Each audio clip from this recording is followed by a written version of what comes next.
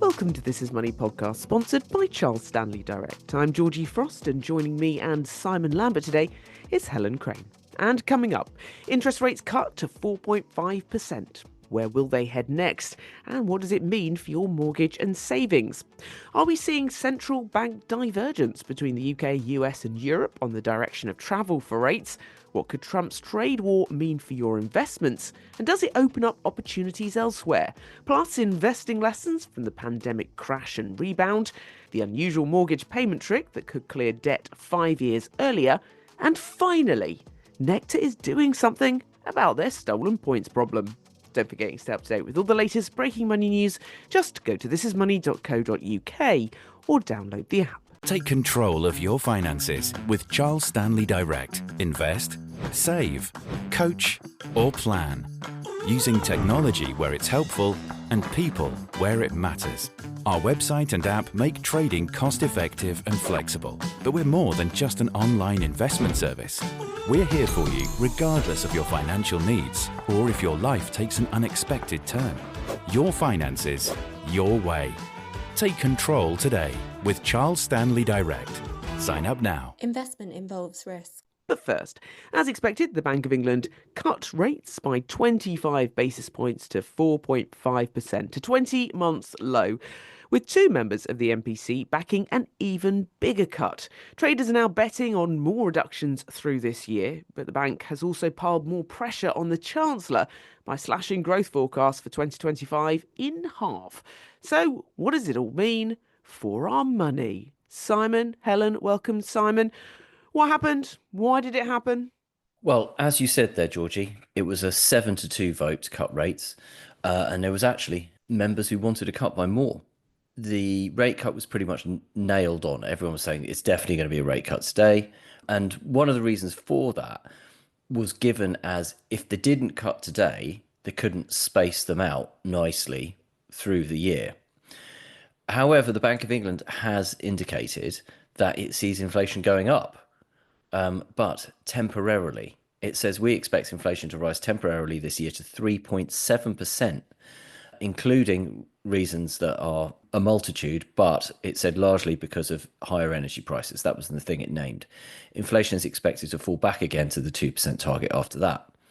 So what the bank is saying is we're going to look through this energy price spike that is going to send inflation up to almost double the target. And we're happy enough to do that we're going to cut rates today. Mm-hmm. It's also, as you said, downgraded expectations for growth. By lowering growth expectations, it doesn't do Rachel Reeves any favours. No. But what it does do is says we're not going to expect more inflation from there. We're not going to necessarily expect more inflation from wages, which is something that the Bank of England is looking at quite closely because wages have been coming in with higher wage inflation than it was thought we would be at this point. And it's saying we think, we can cut rates in the face of this. And actually that lowering of growth expectations indicates maybe we might get more rate cuts than we thought this year. So that's the big picture on rates from the Bank of England. Are we going to go into recession, Simon? Well, I mean, who knows? A recession is 2 consecutive quarters of negative growth or 2 consecutive quarters of GDP shrinking. We don't know. The Bank of England has said GDP growth has been weaker than expected at the time of the November monetary policy report, and indicators of business and consumer confidence have declined. GDP growth is expected to pick up from the middle of this year. The labour market has continued to ease and is judged to be broadly in balance. Productivity growth has been weaker than previously estimated, and the committee judges that the growth in the supply capacity of the economy has weakened. As a result, the recent slowdown in demand is judged to have led to only a small margin of slack opening up. That's not the verdict on the economy that Rachel Reeves will have been looking for, having been elected on a mandate of growth. And I think, without going down the political route, because let's face it, the Tories didn't do an amazing job of growth over the last 14 years that they were in charge either. But the Labour Party were elected on this, we're going to deliver growth, we're going to deliver stability. The growth is an issue. And I think perhaps the problem that they still face, even after rolling out their growth plan the other week, airport runways, Oxford to Cambridge, rail links, all that kind of stuff, is there's still a lot of that stuff that isn't going to happen for years. I mean, even with the 1.5 million houses that they're going to build, apparently, Hmm. it takes a long time to build those houses. Shaking up the planning system, whether that's needed or not, I don't know. I mean, my personal concern is that we appear to be riding roughshod over the environment here. And I think we need to be protecting the environment and the country that we live in at the same time as trying to deliver growth. And I'm not sure that we're striking the right balance on this. But, you know, it takes a long time to get those houses built, to shake up the planning system and everything like that. What the Labour Party need, and possibly what they are going to regret now not coming to power with, is stuff that was going to get growth moving right away. And I think that that's the most important thing for Rachel Reeves and Keir Starmer and the other members of the government to be thinking about right now is, okay, it's great we've got these grand plans for fixing Britain in the future, but what are we going to do to improve things now and get growth going now? And they needed to have arrived in power with some stuff that they could do right away. And if I was them, I'd be getting my brightest minds to think not about, big, endless, long papers on this and papers on that and what can we do and runways that we're going to spend 10 years arguing about. I'd be thinking about, right, what could we do between now and the end of the year? What could we actually start doing between now and the end of the year that when we start doing it, money goes into the economy, into people's pockets, into the people doing it, and then starts getting that, virtuous circle. I'll tell you how to get a bit of growth going. Fix the potholes. People that you pay to fix the roads have a habit of spending the money that you pay them. And it improves the roads and it improves something. It gives people something noticeable that they can see. Start fixing the roads. There you go. That's one idea for free. Anybody can take that one. All right, we'll see if that happens then, Simon. Just a quick one before I move on to how this affects mortgages and savings. You mentioned there about house building. House builder shares up on the news of interest rates. Anything else does well in this environment, Simon? It's generally bad for banks, but Mm, you're looking at a scenario now where interest rates are running at a higher level than they were for many years. And that's just good for banks, full stop, if you compare it to when rates were at 0.5%. But you have seen in the bank's results that um, they they're not making quite as much money on the net interest margins. It's good for businesses overall because it means that they can borrow at a lower rate. In theory, it's good for businesses that want to invest. The problem is you've got lots of businesses who are very reluctant to invest at the moment because they're looking at a fairly gloomy sentiment, hmm um, potentially, self-inflicted. Um, and the other kind of businesses it would be good for is kind of consumer businesses because you're basically putting more money in people's pockets. And actually, if you can put more money in people's pockets through them not having their mortgages go up by as much or reducing the cost of the borrowing that they're doing, that is the entire idea behind cutting rates is to make borrowing cheaper and it encourages more people to borrow. Then in theory, that is good, for consumer businesses. And also taking a little bit of the worry off people's plates is potentially good for people's personal finances and how they feel about it as well. And actually, I think that's another area where, yeah, I think there's actually probably a short-term fix that could be done, which is sorting out some of the mess in the tax system as well. But I won't go into that because actually, there's this scenario where, as I've said before, we've got a cottage industry in this country of people quite high earning people at different levels through the system. There's a cottage industry in trying to earn less money so you don't get caught out by tax traps, and you find people saving more money and so on. And actually, what we need to do is get all the pensioners and the boomers spending their money, which maybe the inheritance tax changes are going to do that, the yeah. pulling pensions into inheritance tax. But we need to get people out of this bunker mentality where they're, this the paradox of thrift. They're constantly trying to save money because they're worried about what's coming ahead of them. When actually, some of them have got plenty of cash and could do with spending some of it. Yes, Helen, Simon mentioned mortgages there. anyone who has a mortgage might be thinking, hoping for rates to go down. Is that likely? Let's start there, Helen. Mortgages. So when the base rate falls, it's generally good news for anyone with a mortgage, particularly anyone who needs to take out a new mortgage at any point soon. Although the effects never happen immediately, we always say this, it's not as if the base rate gets cut and banks immediately start slashing their rates in response.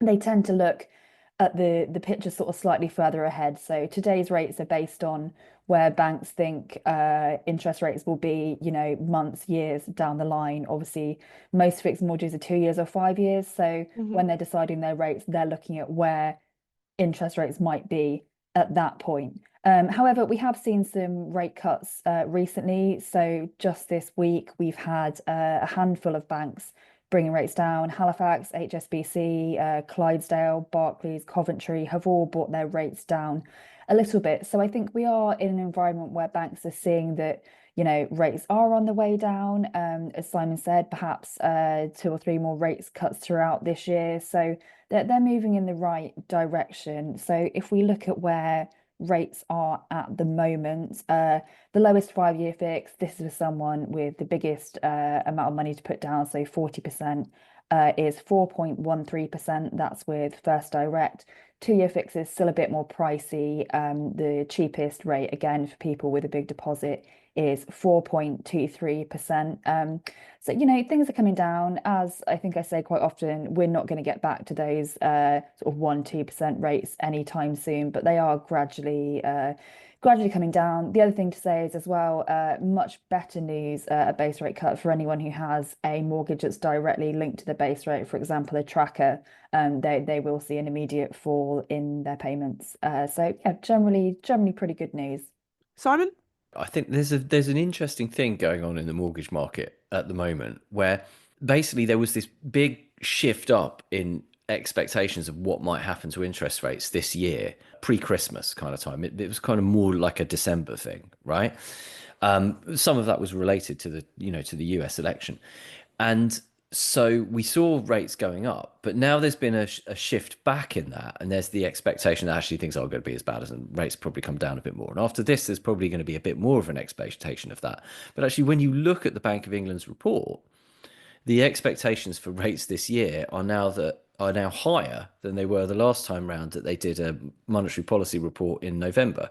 So, now the expectation is that at the start of next year, base rate will be 4.2%, whereas in November, the expectation was that it would be 3.7%. There's quite a big difference between those two. That's, half a percentage point. But actually, those numbers in the report are probably totally out of date because the market interest rate expectations have sort of shifted. And I think you're going to see off the back of that we're probably going to go back more towards where we were in November rather than sticking with the numbers that they've put in that report. And that will influence what happens with your mortgage. I mean, I'm hoping it does because my mortgage is up for renewal in September. So yeah, if we could have massively heightened interest rate cut expectations that sends mortgage rates absolutely tumbling between now and September, I would be extremely grateful.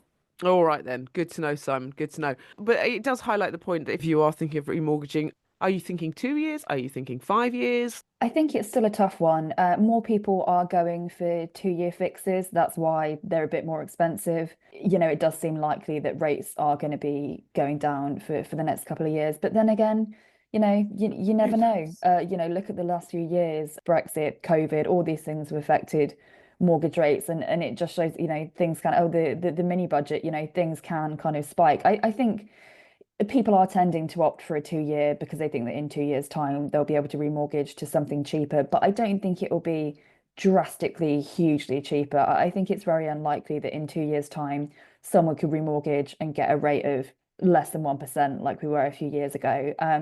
So there's a value in stability as well with a 5-year fix. If you can find a 5-year fix that's a monthly payment you're happy with, you're comfortable that you want to stay in your current home for 5 years, it will be a bit cheaper on your monthly payments now. Maybe that's helpful if you've just moved, it's quite an expensive time. So it's certainly not a bad idea to take a 5-year fix if that fits your circumstances right now. I think it's just one of those where you've got to make a call about what's right for you. Speak to a broker as well, because they'll probably have some good advice, and just, have a careful think about it and what your circumstances are, and yeah, sort of make a judgment really.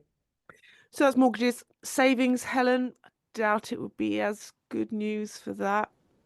No, not great news for savers. As it always is when the base rate goes down, savings rates tend to go down as well.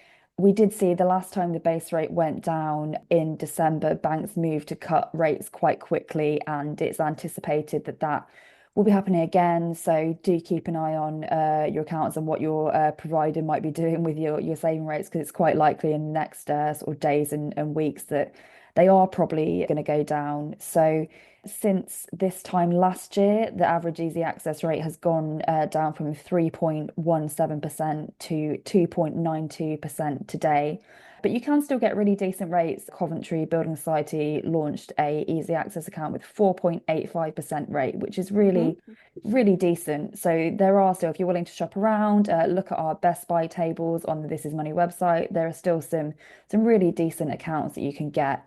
Looking at fixed rates as well, best 1 year fix, 4.19%. That's obviously less than easy access, but that's with the expectation that someone fixing at 4.19% today, maybe in a year's time, easy access accounts will have gone lower and they'll still be fixed in at that higher rate. So it is kind of only going one way for savers as the base rate goes down. But given that a few years ago savings rates were down at 1-2%, even the best rates, it's still worth shopping around and finding a good account, and there's still good deals to be had if you know where to look. Which is signing up for your savings alerts as well. Come to thisismoney.co.uk/savings and sign up to our savings alerts, and you will find out about all the best rates as soon as they land and we decide that they are worth writing about and telling you about. And that means that you can join in the current tussle that is going on at the top of the cash ISA rates table, where brilliantly we've got a handful of providers fighting to give people the best rates.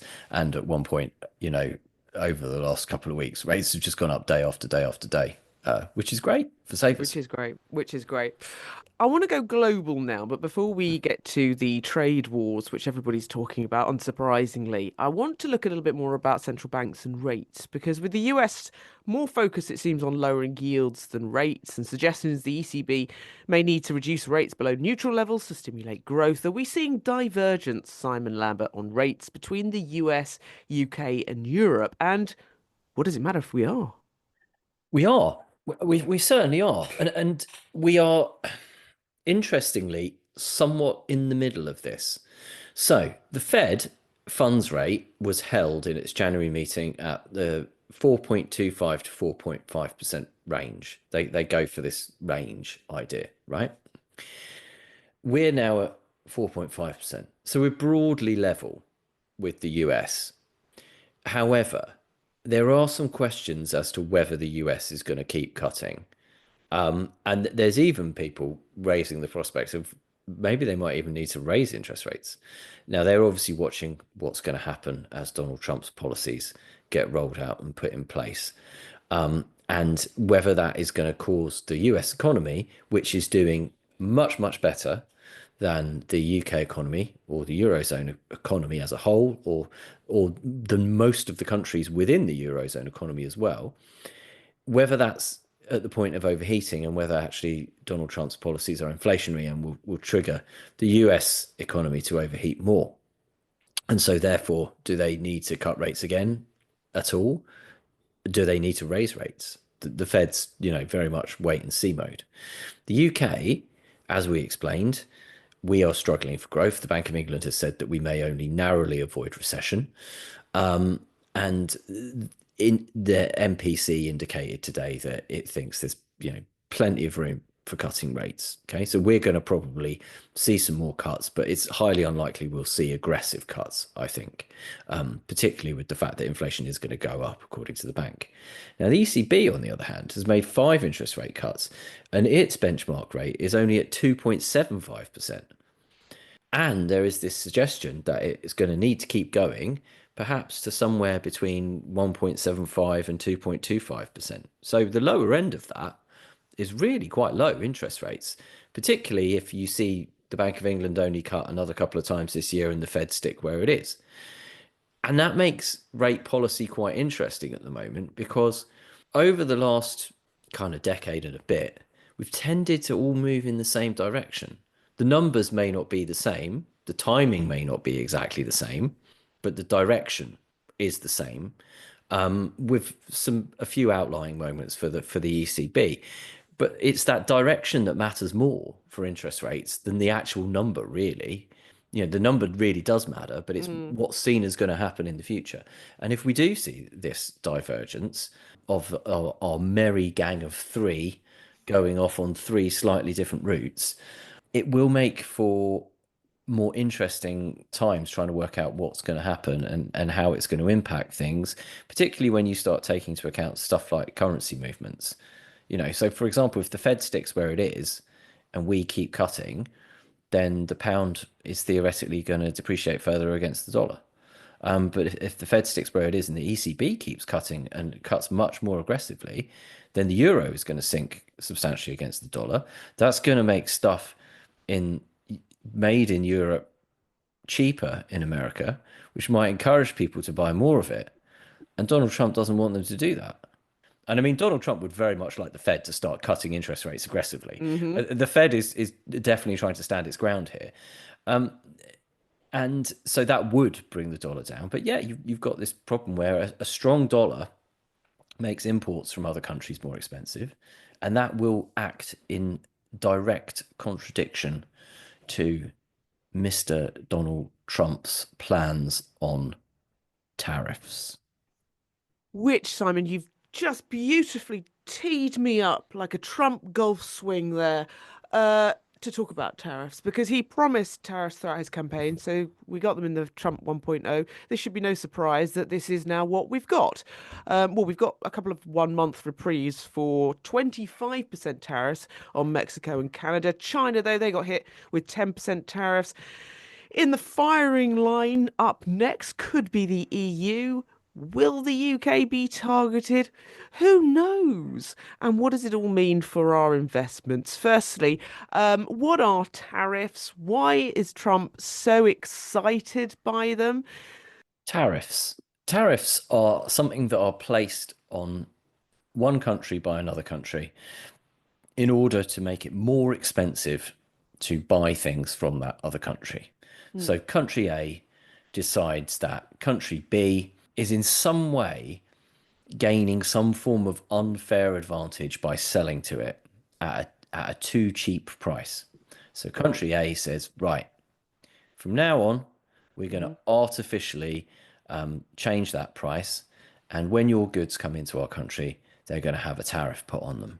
And that means that for the consumers in our country, it's going to be more expensive to buy stuff from country B. And that means that they're going to be more likely to buy stuff that we make at home in country A. So it's the companies in that country that have to pay it. It's not like Yeah. the government. Yes. Yeah. Exactly. Yeah. So it makes it more expensive to import those goods, discourages companies from importing those goods because it drives up the cost to the consumer. But also don't just think about the consumer here, think about producers as well, because it affects businesses. Businesses, buy in the raw materials that they use to make products. Basically, we drive up the cost, and then that theoretically that benefits the economy of country A because it means that country A's stuff becomes more competitive versus country B. Country A in this case is the USA. Yeah, Country B is every single other country in the world. Quite. So it's countries B to Z, Right. and then some. Now, to give an example of this, the USA is not the only place indulging in tariffs. That bastion of free trade, the Eurozone, has also been doing a bit of this. Chinese electric cars. It is deemed to be that China is subsidizing its electric car industry, delivering it an unfair advantage. That is to the detriment of Europe's car makers. Car making is a big and important thing in Europe. They need to be protected, and so you put on a tariff that makes those Chinese electric cars more expensive. Donald Trump, I believe, has on occasion said that tariff is the most beautiful word in the English language, or something there like. he is a big fan of them, and it was in his manifesto, mandate, whatever you want to call it. But there was this question as to whether he would actually impose these big tariffs, or whether it would just be the threat of big tariffs. And I think there was maybe people got a bit, thinking in actually, he's not probably not going to do these things. And he set the cat amongst the pigeons at the start of this week by actually imposing a load of whacking great tariffs on people, which upset markets. Now the problem is you don't know what's going to happen here. Best case scenario, the tariffs don't come in. Second base scenario, the tariffs come in, everything just adjusts, and people work out deals like they were trying to work out at the start of the week, the Mexico deal and stuff like that. Next one down the line is like it's relatively contained. But actually, the worst case scenario is you start to get tit for tat tariffs. So we're going to charge a tariff on you. Fine. Well, we're going to charge a tariff on you. Well, I'm going to charge you another one back, and it just escalates. And the people who lose out in this are ultimately the consumers. And tariffs are judged in general economic theory to be bad. They distort markets, they cause problems, they hamper free trade, and that everyone loses out. It's treated often by those who are supporters of tariffs as, well, zero-sum game. We win, you lose. But in economic theory, it's just to be a bad thing, and everyone loses. Just some lose more than others. So could the UK be hit, I guess, is what we want to know. Helen, what do you reckon? I think potentially, I mean, as Simon said, you kind of never know with Trump, do you? When he brought in these tariffs, I mean, he'd sort of always said that he was going to do something like this, but with the threats to Canada, it was like, well, this comes in at midnight tomorrow. Obviously, it actually didn't in the end, but it seems like it can kind of, in terms of the details, it can sort of turn on a sixpence. From what we've heard so far, it seems like there's been kind of conversations with Starmer, and it seems like we might kind of avoid it for now. Seems like that there's been chat, and the chat has been a relatively sort of positive, but I mean, who knows? Really, I don't know. That's It's it. Who impossible knows? to give an It's answer. so unpredictable with all of this talk of tariffs. Will they happen? Won't they happen? This Macau in the Mediterranean with the Gaza Strip. I mean, for goodness sakes. Interestingly, though, Simon, with this tariffs, and I want to know how it will affect investment, but particularly with the EU. Yes, certainly there might be a deficit with goods, but certainly not with services. And I believe it was someone from the EU saying, think about all the pensions and the savings and our money that's flowing into American companies. Could that be affected? Well, it's a good question, because if you're Donald Trump, then your general belief is that the rest of the world is getting a free ride off America, and that needs to stop. He's talked about how we've got an internal revenue service. Well, we're going to start having an external revenue service where people start paying us what we're due. And as far as he's concerned, the rest of the world is getting a free ride. Now, you could argue that America is getting a pretty decent ride off the rest of the world as well, because certainly if you look at the stock market, which is not the same as the economy, but the American stock market has been doing very well, and Donald Trump uses that as a pretty decent barometer of whether stuff is good or not. The American stock market now makes up 74% of the global index on some, global index measures. And we just keep buying big US company shares. The top 10 companies in the S&P 500 make up about 40% of it, and 9 of them are big tech, and 7 of them are the Magnificent Seven. And they are benefiting hugely from the world buying their shares and driving up their share prices. Ultimately, whilst most of that money appears to just drift out into the pockets of some billionaires, there is a trickle-down effect somewhere. I mean, I guess Donald Trump would argue that America has also given the world, loads of social media for free. And then the world could say, yeah, but we're giving you all our data for free, and that's how you're making a load of money. So you could go round and round in circles here, couldn't you? But maybe everyone isn't getting quite the free ride that America thinks. And maybe you will start to see a backlash against investing in American companies. You might start to see a backlash against buying American. I don't know whether you will do in this country, to be honest, but in places like China, for example, where you might get more risk of this tit for tat stuff. And in places like Europe, where there's quite a strong anti-Europe rhetoric, what's going to happen to Tesla sales, for example? Mm, There's that marginal decision of, shall I buy a BMW? Shall I buy a Tesla? Probably going to be a lot more people going, I'll buy a BMW or I'll buy a Citroen. But actually, if you look at Germany and France, they've got quite a strong tradition of buying French, buying German. yeah, You know, the way round that works. And in Europe, there is a bit of that kind of thing. So how different is that to the buy American thing? How different is it to the buy British thing? I mean, maybe every time we make a purchase or we interact with a business, we should think, can I buy quite. something from a British business? Can I buy something that's made in Britain?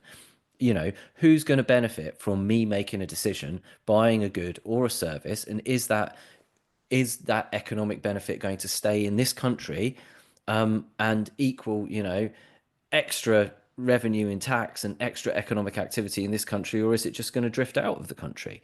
Maybe we should be thinking that. One thing about Trump, interestingly, is that he's a big fan of a former US president that does not have a name that trips off the tongue when asked to name famous US presidents, a guy called William McKinley. Mm. And Trump says that the tariffs that he imposed in 1890 made America prosperous and ushered in a golden age. This was when the US overtook Britain as the world's biggest economy, and he wants to repeat that formula, to make America great again. There are others pointing to times when tariffs were brought in particular, the 1930s, when it caused chaos. Indeed, indeed. Simon, I do want to know how this is going to affect investments, though. Where are the opportunities to be had? What should investors be looking at now in this sort of somewhat, how do we put it, volatile environment? Okay, well, so basically the only trade in town for the last couple of years has been holding US stocks, like the S&P 500, particularly the Magnificent Seven, and basically backing this idea of American exceptionalism. If you've invested against the US because you thought it was expensive, you've lost out. I hate to think how much money I would have made if I just bought an S&P 500 tracker rather than holding the selection of funds and investment trusts that have been tilted away from America because I've been concerned that the American stock market is expensive. Well, it's continued to get more expensive, and the big companies in it have continued to make even more money. Okay, so I'm on the losing end of that trade at the moment. Right? I've not done as well as I could have done as an investor. But there does come a point where it does have to turn. The question is that point now? And if you look at some of those big businesses driving S&P 500 returns, the market returns as a whole, if you look at the Magnificent Seven, they potentially have the risk in place that they will in some way find their businesses disrupted or extra costs off the back of trade wars, ranging from Apple making stuff in China, Tesla selling cars in China, and so on and so on. If you look, though, elsewhere, there are parts of the American market that should benefit, and that tends to be more the medium and smaller companies in the US, which are seen as being more directly related to the US economy and more likely to benefit from increased spending in America and Trump's policies. You've got to be a bit careful with that. And some experts say don't buy the index, because actually quite a lot of the companies in the Russell 2000 index in the US, which is the one that you could track with a cheap ETF, don't actually make that much money or are not profitable at all. And that actually you're better off going for an active fund or investment trust in this scenario, where you've got a manager trying to pick the best companies for you. That depends if you're willing to continue to back the US. There is also the suggestion that maybe other places might benefit. Places where when people go, actually, do you know what? I'm a little bit worried that this, Magnificent Seven driven returns cannot continue forever. So I'm going to look somewhere else to put my money. Well, one place that is considered to potentially be a good opportunity is the UK, because our stock market is pretty cheap compared to the rest of the world. It's definitely cheap compared to America. And as we're recording this podcast, the FTSE 100 is hitting a new record high. False dawn, or can it continue? Will it be a great year for investing in the UK? I mean, as I said, the perennial Say thing it has every year, been don't we? the US is expensive, the UK is cheap, you've got Yeah, to buy the every UK. year. And every year, if you've done that, you've made less money than if you just bought the US. That's it for part one. I'm joined now by Alex Webbone, Charles Stanley Direct, for our weekly Investing Explained feature. Alex, how much can I give away each year to try to cut my inheritance tax bill? So in the UK, you can give away up to £3,000 each tax year as part of your annual exemption without it being added to the value of your estate for inheritance tax purposes. If you didn't use your allowance at all last year, you can carry it forward or carry forward the difference if you did give away less than the £3,000 limit. So in theory, you can give away up to £6,000 in the current tax year, or if, say, for example, you gave away £2,000 last tax year, you can add that on and give away £4,000 this year. In addition, you can make small gifts of up to £250 to as many people as you like each tax year. Any more than these amounts, though, could count as a potentially exempt transfer or a pet and form part of your estate if you were to die within 7 years of making the gift. There are also exemptions for wedding or civil partnership gifts, gifts to charities, and making regular gifts out of your income. So gifting from excess income can be a particularly effective method of inheritance tax mitigation planning. However, there are certain criteria to fulfill in order for it to count. At Charles Stanley Direct, we offer fixed fee inheritance tax plans, so do feel free to get in touch if you'd like to know more. Alex, thank you very much. Thank you, Simon. Welcome back. With mortgage rates looking like they aren't going down fast anytime soon, I'm sorry, Simon, every little helps. Well, This Is Money can reveal an unusual mortgage payment trick that could clear your debt 5 years earlier. But not all lenders allow it, and it could cause an admin headache, says your reporter Ed Magnus. So, Helen, what's this all about? This is quite an interesting idea, and it's something I think has struck a chord a bit with our readers this week. It's not a new thing, it's something that people technically could always have done, but this broker Mojo has drawn attention to it, and I think it's something that most people wouldn't really think of.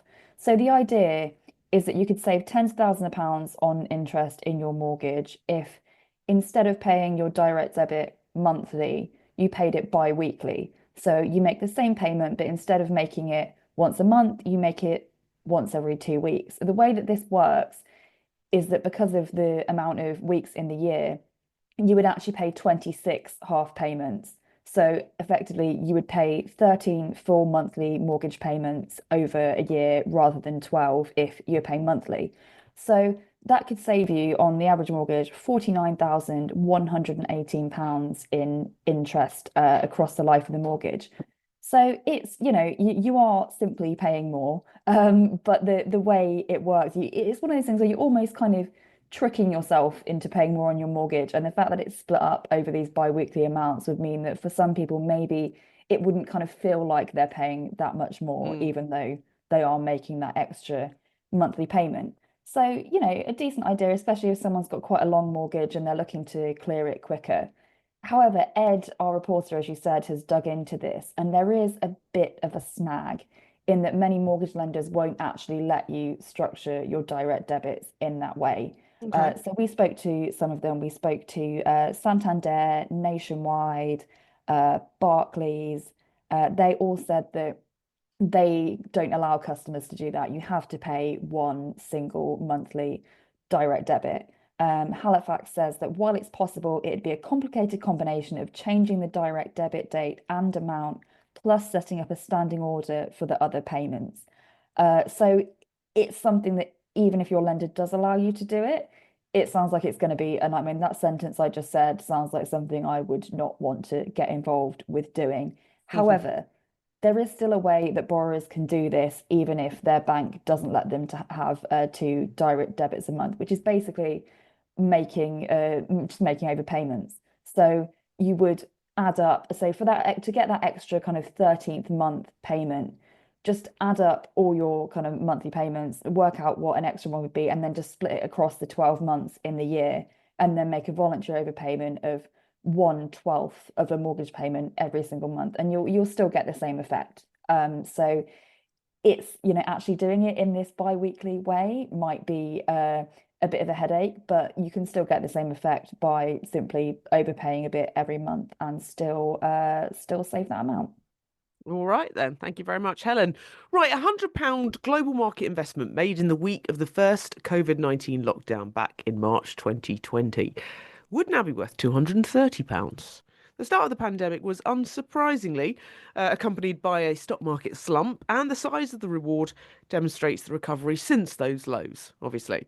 The stay at home order turned out to have signalled a rare buying opportunity for investors. So, this is Money spoke to Tom Stevenson, investment director at Fidelity International, to get his 6 key takeaways from investment trends since the pandemic. Simon, just explain what was the thinking behind this piece, firstly? It was a look at what you can learn, really. I mean, we're now in a position where we're 5 years on from the kind of start of the pandemic, which it's quite a long time, isn't it? Wow, Really, yeah. doesn't seem like that long ago. No. I remember 5 years ago, late January, before it all properly really kicked off, when it was just like a bit of stuff in China. Mm-hmm. I remember two things. I remember doing an investing show, and Richard Hunter, who I was doing it with, saying to me, maybe we should talk about this thing in China, because like it sounds like it might be quite a big thing. I remember thinking, it doesn't sound that I bad. remember You know, the it same. doesn't sound as big.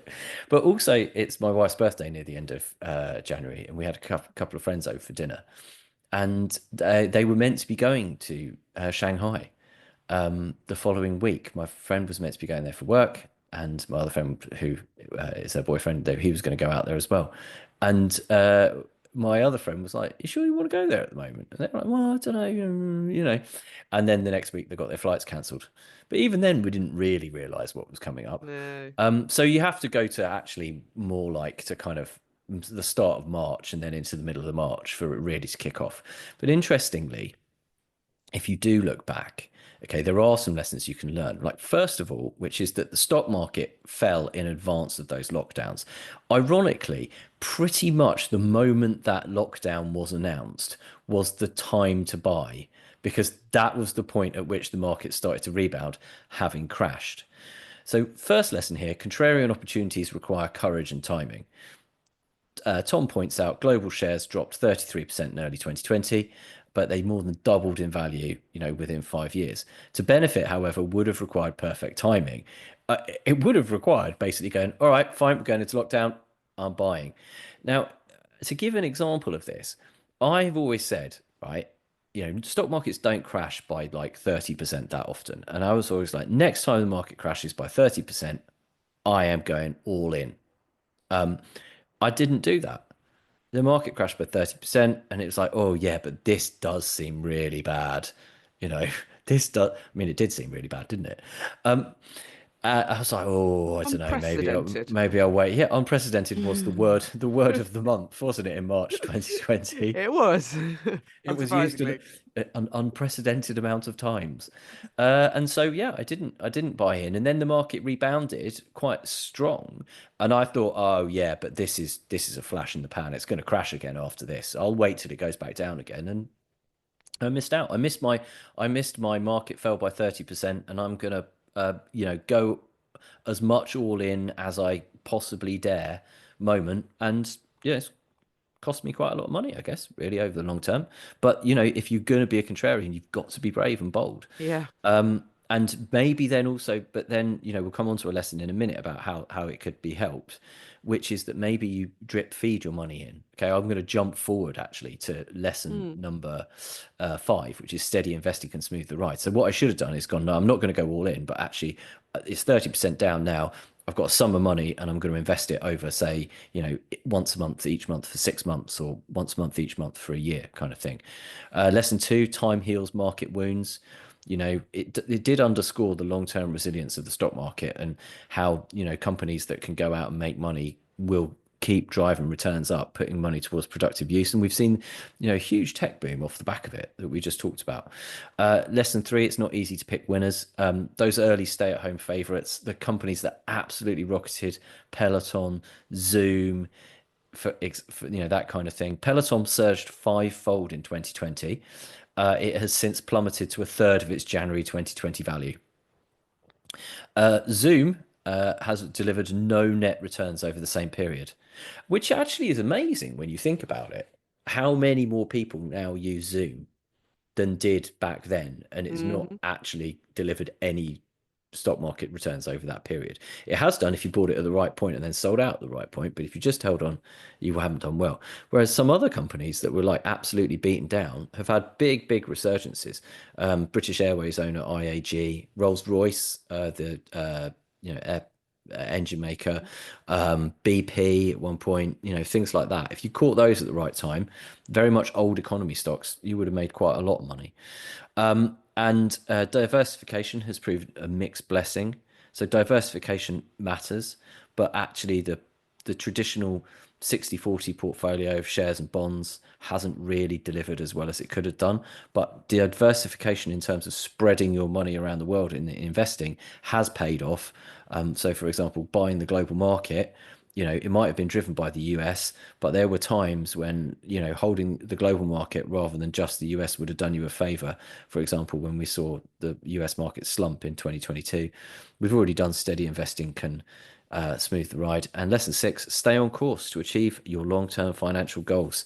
Tom says the years since the pandemic have been a roller coaster for investors, demonstrating the importance of patience, diversification, and disciplined investing. You can't predict market movements. Past performance is not a reliable indicator of future returns, but staying invested, maintaining your long-term plans rather than chopping and changing constantly would have absolutely been the best course of action. Which sounds very much sort of like good old-fashioned investing advice, sort of almost whatever the weather, no? Yeah, pretty much. Yeah, I mean, it is. It's it's the weather markets are rocketing up or crashing down. It's the kind of keep a cool head, don't react in a fit of passion or emotion or anything like that, and just keep going. Think long term, because ultimately, for most people, they're going to be investing for decades to come. And if you look back, even at the biggest market crashes on a stock market chart, they tend to look, more like a bit of a blip in the rearview mirror. All right then. Right, finally, in a win for This Is Money reporting, Nectar will allow customers to lock spending on their accounts. It comes, of course, after the team revealed customers' concerns that they were being defrauded of millions of points. In fact, in the past year, 12.5 million Nectar points worth nearly £63,000 had been stolen from readers. At the start of February, Nectar introduced a spend lock. And Helen, you got the information on this as a tip-off from a listener to the podcast.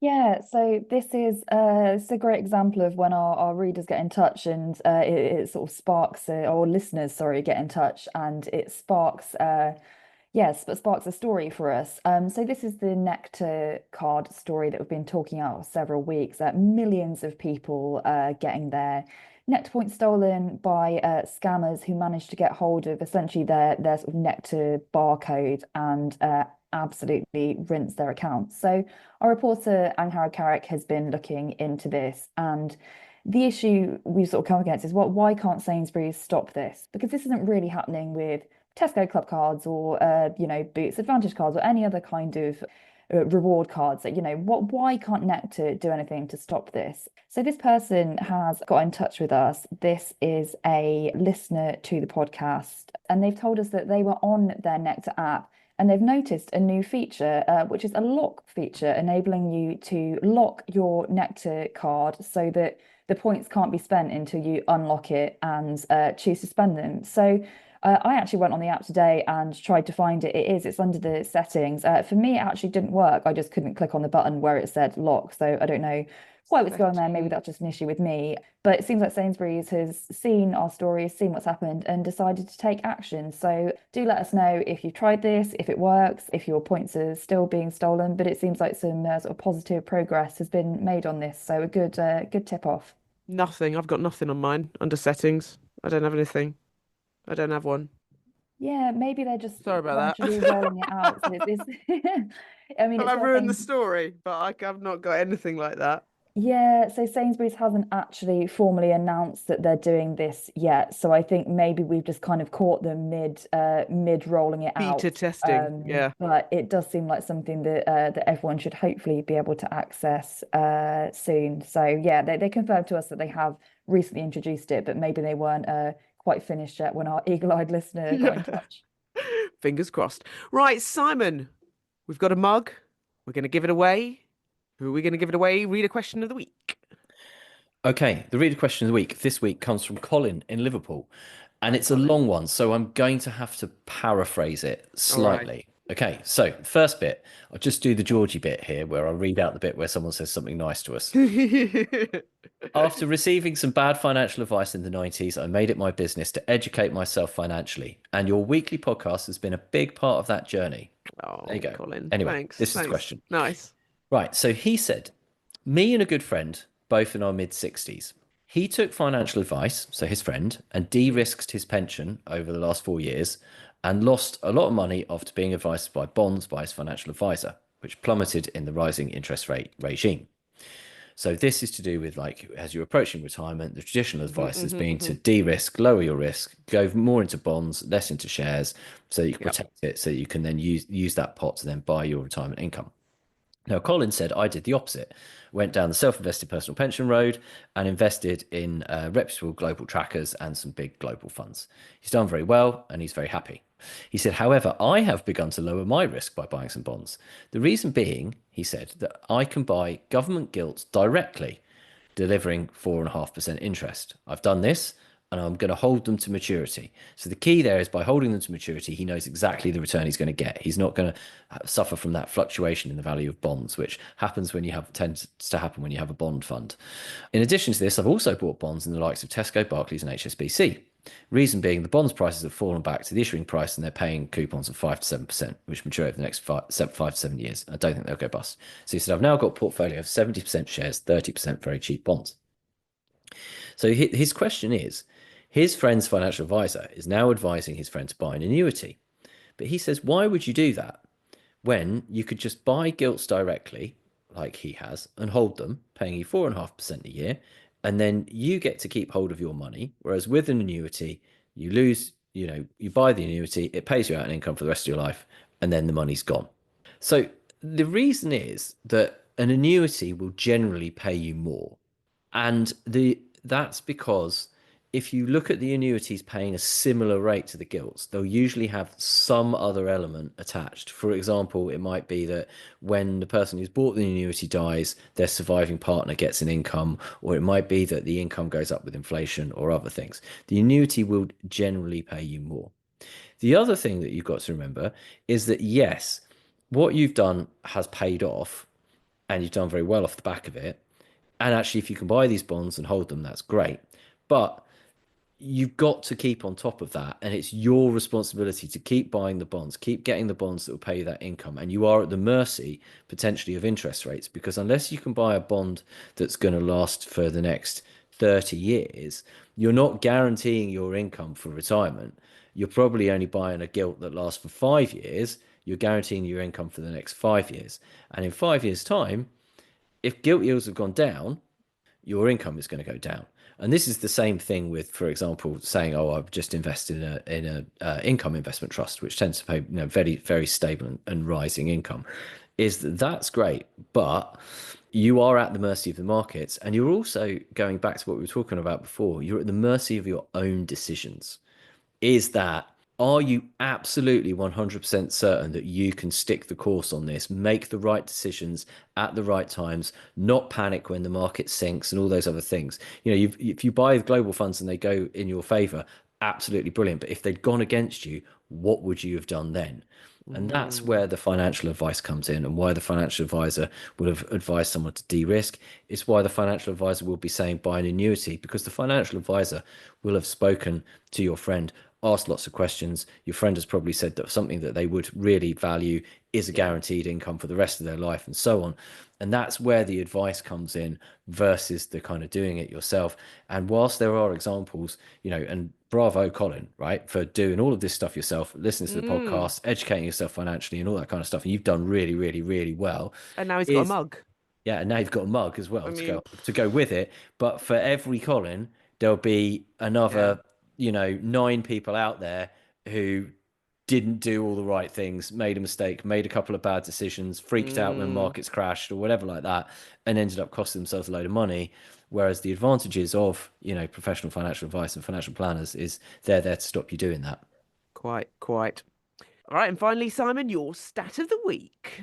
My stat of the week is, according to a survey by Royal London of 4,000 adults with a pension, the amount that they would typically want to retire on is... 1 million. They were more realistic than that. Oh, sorry. Okay. Well, actually, I mean, in terms of the size of the pension, Yeah. then yeah. But in terms of the annual income, 40,000. £48,900. Oh, Yeah, is that couple or is that single or didn't go into detail? They didn't go into that detail. But yeah, All so right. that's £48,900 a year is the amount of money that most people would like to retire on, according to this survey, which includes a full state pension, which is worth around £11,500 at today's rate. And in order to get that, Royal London calculates that in addition to your full state pension, you would need to have built a pension pot worth £696,000 at the point that you retire. All right, then. All right, that is it. You can keep up to date with all the latest breaking money news. Just go to thisismoney.co.uk or download the app. And if you have any comments or questions for the team or anything you'd like them to look into, Simon. You can email us at podcast@thisismoney.co.uk. Send us your question for question of the week and you will win a mug. Mugs are on the way to our winners. And so, yeah, send in your question, stick question in the subject line and we will search it out. You can also tell us anything interesting that you want to tell us.